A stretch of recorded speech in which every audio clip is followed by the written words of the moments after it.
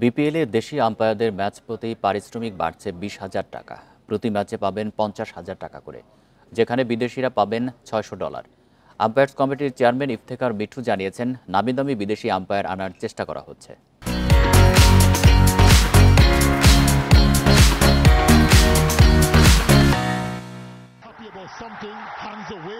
বিপিএলকে কটাক্ষ করে অনেক সময় বলা হয়েছে বিতর্ক ক্রিকেট লিগ। সেখান থেকে বের হয়ে আসার চেষ্টার কমতি নেই। আম্পায়ারিংয়ে সতর্ক থাকতে হয় বেশি।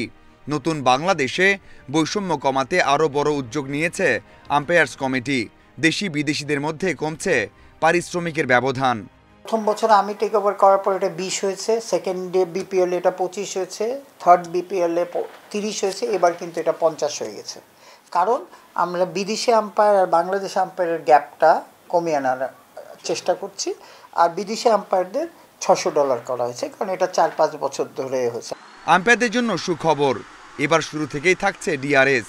নামি দামি আম্পায়ার আনার চেষ্টা করা হচ্ছে England, Pakistan, Sri Lanka, south Africa থেকে। রাইট টাইমে অ্যাপ্রোচ না করাতে আমরা টেকনিশিয়ান অ্যান্ড ইকুইপমেন্ট সাপ্লাই পাইনি। সেইটা আমরা যেটা ওই এক্সপিরিয়েন্সটা নিয়ে আমরা কিন্তু ওই ডিআরএস কোম্পানির সাথে ৫ বছরের একটা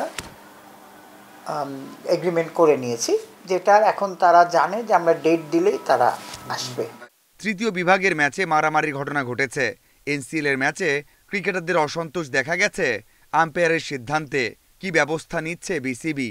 একটু সঙ্গীয়ান বিষয় যে আমাদের প্লেয়ারদের রিয়াকশনটা একটু বেশি হচ্ছে। প্লেয়াররাও তো বুঝতে হবে যে এটা ডিআরএস নেই, আর ডিআরএস ইজ সো এক্সপেন্সিভ, আপনি এই লোকাল ক্রিকেটে সম্ভব না। সুযোগ বুঝে বিপিএল এ নারী আম্পায়ারদেরকেও কাজে লাগানোর পরিকল্পনা বিসিবির। Mazharul Islam, independent news.